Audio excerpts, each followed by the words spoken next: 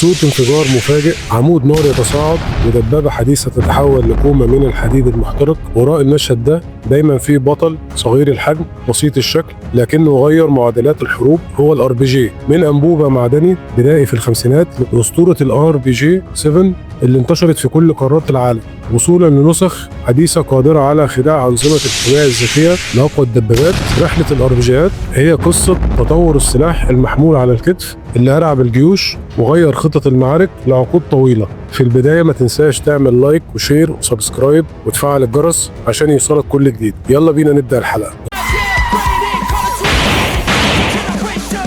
القصة بدأت فعلا في الحرب العالمية الثانية، وقتها الدبابات زادت قوتها والمشاة لازم يبقى عندهم سلاح خفيف ويوقفها. الامريكان طلعوا البازوكا سنة 1942، انبوبة خفيفة تطلق قذيفة براس جوفاء. الالمان ردوا بنسختين، بانزر فاوست، انبوبة رخيصة تستخدم مرة واحدة وسهلة على اي جندي. النوع الثاني بانزر شريك. البريطانيين كان عندهم BI-AT، قاذف قابل لإعادة الاستخدام، تقيل شوية بس مداه أحسن. الدروس كانت واضحة، رأس حربي صغير يقدر يخرم درع التقيل، وسلاح بسيط يتركب بسرعة ويتعلم في يومين. الاتحاد السوفيتي شاف ده كله وقال إنه حاجة أبسط وأرخص تستحمل التراب والتلج، سلاح يتوزع على ملايين الجنود من غير تعقيد. ظهر عندهم مشروع مبكر اسمه RPG-1 بس ما خدش انتشار كبير لغاية ما وصلوا للخطوة اللي فعلا فتحت السكة. RPG-2 هو أول قاذف حقيقي عملي على نطاق واسع، هو RPG-2.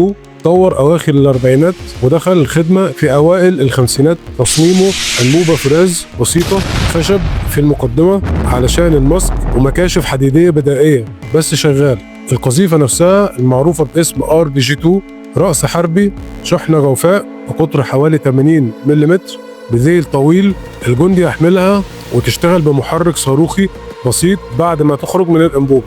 المدى الفعال ضد الدروع حوالي من 100 لحد 150 متر، والاختراق محترم جدا بالنسبة لزمنه، يكفي يهدد أغلب دبابات الخمسينات.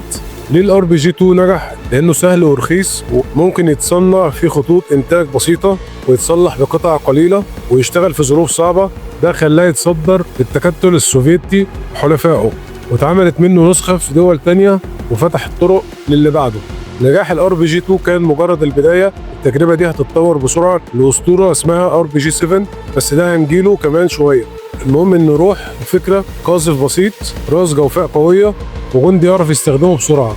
ومن هنا اتحددت مدى الفعالية حوالي 150 متر ضد الدبابات أو المدرعات الخفيفة، لكن على المسافات دي لازم الجندي يكون ثابت ومركز جدا لأن أي اهتزاز بسيط ممكن يغير مسار القذيفة ضد المشاة أو المباني. المدى ممكن يزيد شوية لأنك مش محتاج دقة اختراق نقطة معينة. أهم اختبار للنظام ده كان في حرب فيتنام. الجيش الفيتنامي الشمالي استخدموا الRPG-2 بكثافة ضد القوات الأمريكية. كان مثالي في الكمائن، الجندي يستنى الدبابة أو المدرعة تدخل في مدى الرماية ويضرب ويرجع يختفي وسط الغابات. ضد الدبابات الخفيفة زي M41 الأمريكية أو ناقلات الجنود M113 كان الRPG-2 خطير جدا. القذيفة تخترق الدرع بسهولة وتسبب أضرار قاتلة حتى لو ما اخترقتش الدروع بالكامل. الانفجار والشظايا ممكن يعطلوا المركبة أو يصيبوا الطاقم، لكن السلاح ما كانش كامل. عيوبه واضحة، المدى قصير بيخليك لازم تقترب جدا من الهدف وده خطر على الجندي. غير كده دقته على المسافات البعيدة ضعيفة خصوصا مع الرياح أو حركة الهدف، وده خلى الاتحاد السوفيتي يفكر بسرعة في تطوير نسخة جديدة بمدى أكبر ومنظار أفضل، الRPG-7. ودلوقتي وصلنا لواحد من أشهر أسلحة في العالم. الRPG-7 ظهر سنة 1961 ومن ساعتها بقى أيقونة في كل الحروب تقريبا من أفغانستان للعراق لأفريقيا. الRPG-7 تصميمه كلاسيكي، أنبوبة طويلة حوالي 95 سم وزنها حوالي 7 كيلو. الجندي يقدر يشيلها على الكتف ويطلق القذيفة براحة نسبية، لكن الميزة الحقيقية مش في التصميم، الميزة إنه يقبل أنواع مختلفة من القذائف. يعني لو الهدف دبابة تطلق قذيفة خارقة، دروع لو عايز تدمر مبنى أو موقع محصن، قذيفة شديدة الانفجار، ولو عايز تأثير أكبر على التجمعات القذيفة الحرارية شغالة زي السحر. كل ده بسلاح واحد سهل الاستخدام وأرخص بكتير من أي سلاح غربي مشابه في نفس الوقت. المدى فعال من 200 لحد 500 متر حسب القذيفة، لكن زي ما اتفقنا قبل كده الدقة أقل على المدى الطويل، خصوصا لو الهدف بيتحرك بسرعة. برغم كده الانتشار الكبير للار بي جي 7 حول العالم، خلاه سلاح لازم تحسب له ألف حساب. لكن بالرغم من كل ده السلاح مش كامل، حجمه كبير شوية بالنسبة للجندي اللي لازم يتحرك بسرعة، والصوت المميز للطلقة بيكشف موقع الرامي بسهولة. يعني لو مش حذر ممكن تبقى هدف سهل للمضاد. لكن تقدر تقول ان الار بي جي 7 فعليا حول مفهوم الاسلحة المحمولة المضادة للدبابات، سلاح بسيط وانتشر في كل الحروب اللي حصلت بعد الستينات وفضل اسطورة حتى دلوقتي. بعد نجاح الار بي جي 7 الاتحاد السوفيتي حاول يطور السلاح اكتر، وده كان السبب ورا ظهور الار بي جي 16. الفكرة كانت تحسين الدقة والمدى بدون تغيير كبير في مبدأ التشغيل. الار بي جي 16 فيه حاجة مختلفة، الأنبوبة أملس والقذيفة بتتجه بالكامل جوه الأنبوبة قبل ما تنطلق، ده خلى الطلقة مستقرة أكتر ودقتها أعلى مقارنة بالار بي جي 7 الأصلي. المبدأ بسيط، التحكم في حركة القذيفة طول ما هي داخل الأنبوبة بيقلل أي اهتزاز أو انحراف في الهواء.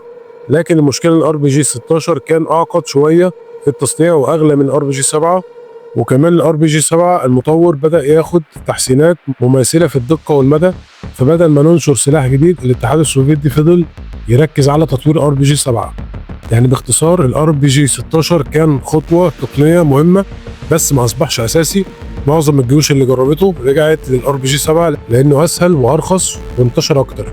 وصلنا دلوقتي لعهد جديد ار بي جي 29 اللي ظهر في أواخر الثمانينات وكان أقوى سلاح مضاد للدبابات المحمولة، يستخدم قذائف تاندم، يعني قذيفة عبارة عن شحنتين، شحنة صغيرة في الأمام تكسر الدرع التفاعلي في البداية، والشحنة الكبيرة في الخلف تخترق الدروع الحقيقية. النظام ده خلاه خطير جدا على أي دبابة حديثة. المدى حوالي 500 متر لكن الوزن زاد شوية حوالي 12 كيلو، يعني الجندي محتاج قوة وتحضير كويس قبل ما يتحرك أو يطلق. بالرغم من الوزن تأثيره رهيب جدا خصوصا ضد الدبابات اللي اتطورت بعد الثمانينات. الار بي جي 29 استخدم السلاح كبير شويه وما ينفعش يتحرك بسرعه زي الار بي جي 7، والضغط على الجندي اثناء الحمل والاطلاق اكبر. بس لو عايز تهديد دبابه حديثه الار بي جي 29 اختيارك الاول. دلوقتي هنخش على احدث واقوى النسخ من الار بي جي، الانواع اللي اتطورت لمواجهه دبابات اليوم. واول واحد معانا ار بي جي 32، تطوير ايراني روسي. السلاح ده مرن جدا، يقدر يقبل قذائف بأوزان مختلفة حسب المهمة، سواء تدمير دبابة متوسطة أو مبنى محصن. يعني السلاح نفسه يقدر يغير أداؤه بسهولة في سطر واحد. النسخة اللي بعدها وهي ار بي جي 30، وده فعليا سلاح قوي جدا لأنه بيستهدف الدبابات المزودة بأنظمة حماية نشطة، بيطلق قذيفتين متتاليتين، الأولى تخضع نظام الدفاع والثانية تخترق الهدف نفسه. ده ابتكار كبير خلى الار بي جي فعال ضد أي دبابة حديثة. أخيرا عندنا ار بي جي 28، واحد من اقوى الار بي جيهات حاليا ضد الدروع الثقيله، راسه الجوفاء كبير جدا، المدى فعال لحد 500 متر، وتصميمه يخليه يضرب اي دبابه حتى اللي مزوده بدروع تفاعليه معقده. يعني لو الدبابه كبيره ومتطوره السلاح ده كفيل يخليها هدف سهل. الميزه الاساسيه لكل الانواع الحديثه دي انها قابله للتطوير حسب الهدف وحتى حسب التكتيك المستخدم. السلاح اصبح مش مجرد قذيفه واحده، بقى نظام متكامل ضد اي تهديد بري. ومن هنا نقدر نفهم ليه الار بي جي طور على مدار ال70 سنه اللي فاتت، من ار بي جي 2 البسيط لار بي جي 28 القوي. رحله نجاح سلاح صغير بحجم الجندي لكن تاثيره كبير جدا على ساحه المعركه.